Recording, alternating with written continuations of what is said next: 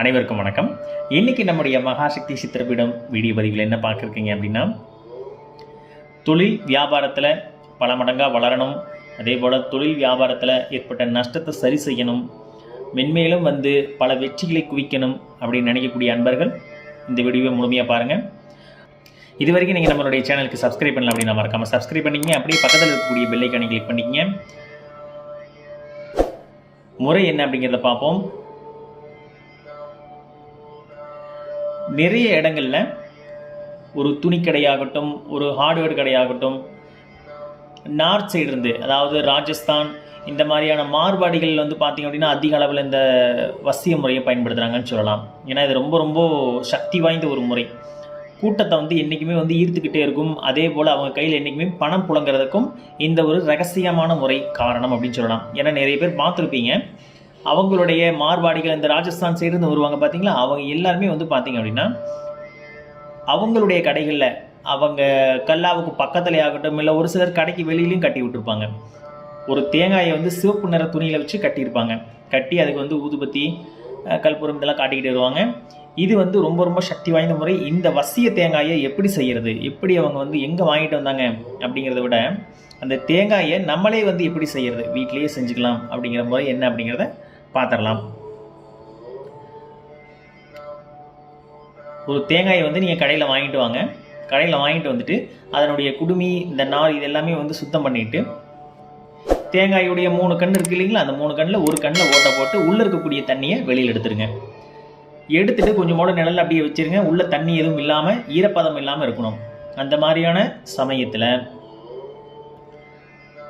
தாயத்துக்குள்ளே போடக்கூடிய அளவுக்கு ஒரு 2 தகடு எடுங்க. 2 தகடு எடுத்து வியாபார வசியம் அப்படின்னா வியாபார வசிய சக்கரம் அதில் எழுதணும். சரிங்களா? வியாபார வசிய சக்கரம் இந்த படத்தில் காமிச்சிருக்கோம் பாருங்கள், இதுதான் வியாபார வசிய எந்திரம். இதை ஒரு தகட்டில் எழுதணும். எழுதிட்டு அந்த எழுதுனதுக்கு கீழே என்ன பண்ணுறீங்க அப்படின்னா, உங்களுடைய பேர், உங்களுடைய கடை ஏதாவது வச்சுருக்கீங்க அப்படின்னா கடை பேர், சரிங்களா, உங்களோட பேர், உங்களுடைய நிறுவனம் இல்லது கடை ஏதாவது வச்சுருக்கீங்க அப்படின்னா அதனுடைய பெயர், இதை 2 எழுதிட்டு, உங்களுக்கு வியாபாரம் நல்ல முறையில் நடக்கணும், உங்களுக்கு என்னென்ன விஷயங்கள் தேவையோ அதெல்லாம் கீழே எழுதிக்கிங்க. லாபம் அதிகமாக வரணும், பணம் அதிகமாக வரணும், இல்லை வாடிக்கையாளர்கள் திரும்ப திரும்ப உங்கள் கடைக்கே வரணும், என்ன எழுதணுமோ அதை எழுதிக்கிங்க. இது ஒரு தகட்டில் எழுதுறீங்க. இதே போல் இன்னொரு தகட்டு நீங்கள் ரெடி பண்ணணும். இன்னொரு தகட்டில் மோகினி எந்திரம், இன்னொரு தகட்டில் மோகினியுடைய எந்திரம். மோகினி எந்திரம் நிறையா இருக்குது. அதில் ரொம்ப சுலபமான ஒரு எந்திரம் இந்த படத்தில் காமிச்சிருக்கும் பாருங்க, இந்த எந்திரத்தை எழுதிக்கிங்க. எழுதிட்டு இந்த 2 தகட்டையுமே எந்திர சாபனவர்த்தி பிராணபிரதிஷ்டை செய்யுங்க. செஞ்சுட்டு செய்த பிறகு என்ன பண்ணுறீங்க அப்படின்னா, இந்த 2 எந்திரத்திற்கும் சுத்தமான புணுகு அல்லது சுத்தமான சந்தனம் 2ல் எது கிடைக்குதோ உங்களுக்கு இதுவும் பயன்படுத்தலாம். இல்லை அப்படின்னா சர்வதேவதா வசியமை வச்சிங்கன்னா ரொம்ப சிறப்பாக வேலை செய்யும். சர்வதேவதா வசியமை வேணும் அப்படின்னா டிஸ்கிரிப்ஷனில் லிங்க் கொடுத்துருக்கேன், வாங்கிக்கிங்க. இந்த மையை அந்த எந்திரத்துக்கு 2 எந்திரத்துக்கும் முழுமையாக பூசி விடுங்க. பூசி விட்டுட்டு அந்த எந்திரத்தை சுருட்டி என்ன பண்ணுறீங்க அப்படின்னா, ஒரு தாம்பழத்தட்டில் கொஞ்சம் போல் கல்லுப்பு பரப்புங்க. கல்லுப்பு பரப்பிட்டு இந்த 2 எந்திரத்தையும் அது மேலே வைங்க. வைத்து மோகினி வசிய மந்திரம், மோகினி வசிய மந்திரம் ஒரு 1008 முறை நீங்கள் ஜெபிக்கணும். 1008 முறை என்னால் ஜெபிக்க முடியாதுங்க அப்படிங்கிறவங்க ஒரு 108 முறை, குறைந்தது ஒரு 108 முறையாவது ஜெபிக்கணும். சரிங்களா? ஸ்ரீம் ரீம் க்ளீம் மோகினி தேவினி ஆக்ரூஷினி அங்க்ரங் அந்த மந்திரம் சொல்லலாம். இல்லை உங்களுக்கு மோகினி மந்திரம் என்ன மந்திரம் தெரியுமோ அந்த மந்திரம் சொல்லலாம். இந்த மந்திரம் தான் சொல்லணும், அப்போ தான் வேலை செய்யும் அப்படிங்கிற கட்டாயம் கிடையாது. சரிங்களா? மோகினி மந்திரம் ஏதாவது ஒரு மந்திரம் ஜெபிக்கணும் கட்டாயமாக. சரிங்களா? மோகினி மந்திரம் எப்போ ஜெபித்தாலும் அதற்கு முன்பாக விநாயகர் மந்திரம் ஒரு 11 முறையாவது ஜெபிச்சுட்டு அதன் பிறகு தான் மோகினி மந்திரம் ஜெபிக்கணும். இதுதான் முறை. நம்ம பல பதிவுகளில் சொல்லியிருக்கோம். இந்த பதிவுலையும் திரும்ப திரும்ப அதான் சொல்கிற காரணம். விநாயகர் மந்திரம் முதல்ல ஒரு 3 முறையோ 11 முறையோ சொல்லிட்டு அதன் பிறகு மோகினி மந்திரம் ஒரு 108 முறை ஜெபிக்கணும். ஜெபிக்கும் பொழுது கற்பூரம் அணையாமல் எரிந்து கொண்டே இருக்கணும். அதுதான் ரொம்ப முக்கியம். சரிங்களா? கற்பூரம் அணையக்கூடாது. கற்பூரம் ஒன்றுனா நீங்கள் ஏற்றிக்கிட்டே இந்த மந்திரத்தை சொல்லிக்கிட்டே இருக்கணும். முடிந்தால் பூ ஏதாவது போட முடியும், ஒரு ரோஜா பூவோ இல்லை ஏதாவது ஒரு மல்லிகை பூவோ, எந்த பூவாவது உங்களால் உருவேற்றும் போது போட முடியும் அப்படின்னா உதிரி பூவை வாங்கி வச்சுக்கோங்க. வாங்கி ஒவ்வொரு பூவாக நீங்கள் எடுத்து மந்திரம் சொல்லிக்கிட்டு அந்த 2 எந்திரங்கள் மேலே போட்டுக்கிட்டு வரணும். சரிங்களா? இதுதான் முறை. இது கூட வைக்க வேண்டிய மூலிகை அப்படின்னு பார்த்தீங்கன்னா வெள்ளை விஷ்ணு கிரந்தி, வெள்ளருக்கன் வேர், அது கூட வந்து பார்த்தீங்க அப்படின்னா நத்தைச்சூரி. வெள்ளை விஷ்ணு கிரந்தி, வெள்ளருக்கன் வேர், நத்தைச்சூரி, இந்த 3 விஷயமே கட்டாயமாக வைக்கணும். சரிங்களா? கட்டாயமாக இந்த 3மே வந்து இந்த தகடு கூட நீங்கள் வைக்கணும். அது வந்து நீங்கள் உருவேற்றும் பொழுது வச்சாலும் சரி, இல்லை நீங்கள் வந்து உருவேற்றி முடிச்சுட்டு தேங்காய்க்குள்ளே நீங்கள் அந்த எந்திரங்களை போடும்பொழுது வைத்தீங்கனாலும் சரிதான். சரிங்களா? இதை வந்து நீங்கள் இந்த மாதிரி செய்யுங்க. இந்த 3 வேரையும் வந்து இந்த தகடு கூட சேர்த்து கொஞ்சம் போல் மையும் சேர்த்துக்குங்க. திரும்பவும் கொஞ்சம் போல் சர்வதேவதா வசியமை. இது எல்லாமே என்ன பண்ணுறீங்க அப்படின்னா தேங்காய்க்குள்ளே போடணும். போட்டுட்டு ஒரு ஏலக்காய், ஒரு கிராம்பு, கொஞ்சம் போல் பச்சை கற்பூரம், இது வந்து இதே தேங்காய்க்குள்ளே போட்டு இந்த 2 எந்திரத்தையும் போட்டு இந்த வேர் சொன்னோம் இல்லைங்களா, அந்த 3 வேரும் எடுத்து தேங்காய்க்குள்ளே முடிந்த அளவுக்கு எவ்வளோ வேர் கிடைக்குமோ உங்களுக்கு உள்ளே வச்சுருங்க. சரிங்களா? இதுக்கு மேலே இன்னும் எனக்கு கொஞ்சம் பவர்ஃபுல்லாக வேணும் அப்படின்னா சென்னாயுருவி வேர். சென்னாயுருவி வேர் வந்து கூட அந்த தேங்காய்க்குள்ளே நீங்கள் ஃபுல்லாக எல்லா வேர்களையும் சேர்த்து ஒரு சின்ன ஒரு நூல் போட்டு கட்டி உள்ளே வந்து தள்ளி விட்டுட்டு மேலே வந்து என்ன பண்ணுறீங்க அப்படின்னா அதற்கு மேலே வந்து என்ன பண்ணுறீங்க அப்படின்னா கொஞ்சம் போல் தேன் ஊற்றணும், தேன் சேர்த்துக்கணும். சரிங்களா? சுத்தமான தேன் கிடைக்கும் அப்படின்னா தேன் வந்து கொஞ்சம் போல் சும்மா ஒரு 2 ஸ்பூன் 3 ஸ்பூன் ஊற்றிங்கன்னா கூட போதுமானது. நிறையா ஃபுல்லாக அந்த தேங்காய் ஃபுல்லாக ஊற்றணும் அப்படிங்கிறது கட்டாயம் கிடையாது. ஒரு 2 ஸ்பூன் 3 ஸ்பூன் தேங்காயில் வந்து கொஞ்சம் போல் தேன் சேர்த்துக்கிட்டாலும் சரி தான். இல்லை கொஞ்சம் போல் தேன் சேர்த்துறதுக்கு நிறையாவே என்னால் சேர்த்த முடியும் அப்படின்னாலும் ஒரு 50 ml 100 ml என்னால் தேன் சுத்தமான தேன் கிடைக்கும் வாங்கி ஊற்ற முடியும் அப்படின்னாலும் தாராளமாக நிரப்பிக்கலாம். ஆனால் முறை வந்து ஒரு 2 ஸ்பூன் 3 ஸ்பூன் ஊற்றுனீங்கனாலே 100% நல்லா வேலை செய்யும். இந்த பொருட்கள் எல்லாம் உள்ளே வைத்துட்டு தேங்காயுடைய அந்த கண்ணை வந்து ஏதாவது ஒரு அரக்கோ இல்லை அதை வந்து ஏதாவது தேன் மெழுகோ ஏதாவது வச்சு மூடிடுங்க. மூடிட்டு அந்த தேங்காய்க்கு வந்து என்ன பண்ணுறீங்க அப்படின்னா ஒரு சிவப்பு நிற துணி எடுத்து அது மேலே வந்து கொஞ்சம் போல் திரும்பியும் இந்த நம்ம சொன்ன அந்த வேர்லாம் இருக்கு இல்லைங்களா, அதெல்லாம் கொஞ்சம் போல் வைத்து விபூதி, குங்குமம், சந்தனம் இது எல்லாமே வந்து கொஞ்சம் அந்த வேர் மேலே போட்டுட்டு இந்த தேங்காயை நடுவில் வச்சு இதை வந்து ஒரு சின்ன ஒரு மூட்டை மாதிரி ரெடி பண்ணிக்கங்க.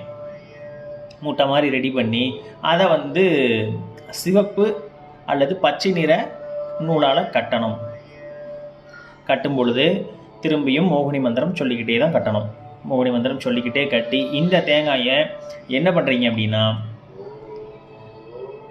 ஒரு சின்னதாக ஒரு படையல் போடுங்க. விநாயகருக்கு சின்னதாக அவல் பொரிகடலை, தேங்காய் பழம், வெற்றிலை பாக்கு இதெல்லாம் விநாயகருக்கு படையல் போட்டு அந்த வாழை இலையில் இந்த தேங்காயை கொண்டு போய் வைங்க.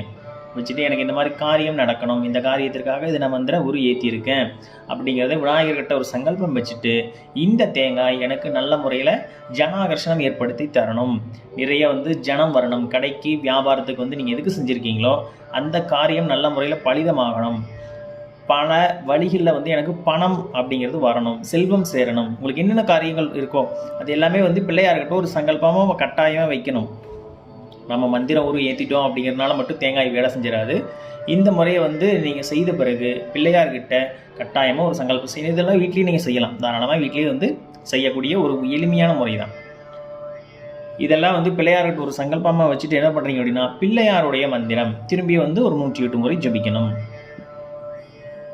சரிங்களா? ஓம் ஸ்ரீம் க்ரீம் க்ளீம் க்ளௌம் கம் கணபதே வரவரத சர்வஜனமே வசமானயா ஸ்வாஹா இந்த மந்திரம் சொல்லலாம். இல்லை அப்படின்னா ஓம் கங் கணபதியே நமக இந்த மந்திரம் சொல்லலாம்.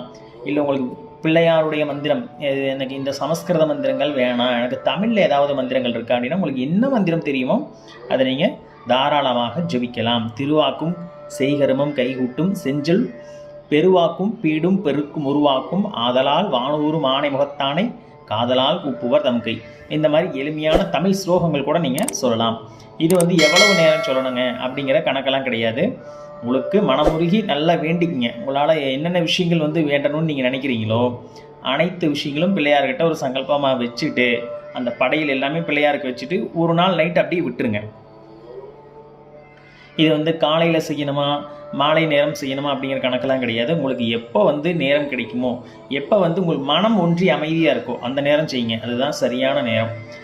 அப்போ வந்து நீங்கள் இந்த மாதிரி விஷயங்கள் எல்லாமே பிள்ளையார்கிட்ட ஒரு சங்கல்பமாக வச்சுட்டு அதன் பிறகு அந்த தேங்காயை எடுத்துகிட்டு போய் என்ன பண்ணுறீங்க அப்படின்னா நீங்கள் தொழில் செய்யக்கூடிய கடை அல்லது வந்து வியாபாரம் செய்யக்கூடிய ஏதாவது ஒரு விஷயம் இருக்குது இல்லைங்களா, ஒரு ஃபேக்ட்ரியோ ஏதாவது வச்சுருக்கீங்க, இல்லை சின்னதாக குடிசை தொழில் மாதிரி செய்கிறீங்க, இல்லை வீட்லேயே நான் தொழில் செய்கிறேங்க, வீட்லேயே நான் பண்ணிக்கிட்டு இருக்கேன் அப்படின்னா நீங்கள் கடை இந்த கல்லாப்பெட்டி வச்சுருப்பீங்க இல்லையா அந்த இடத்துல இந்த தேங்காயை வந்து ஒரு சின்ன தாம்பழத்தட்டில் வைக்கணும். வைக்கும் பொழுது கீழே வந்து என்ன பண்ணுறீங்க அப்படின்னா கொஞ்சம் போல் பச்சரிசி பரப்பிக்குங்க. சரிங்களா. பச்சரிசி பரப்பி அதுக்கு மேலே இந்த தேங்காயை வைங்க. வச்சுட்டு அந்த தேங்காய்க்கு எப்போவுமே வந்து ஒரு விளக்கு ஏற்றி வச்சுருங்க. விளக்கை வந்து ஒரு வாரத்திற்காவது இல்லை ரெகுலராகவே என்னால் முடியும் அப்படின்னா அடிக்கடி விளக்கு வச்சுக்கிட்டே இருக்கணும், நல்லது.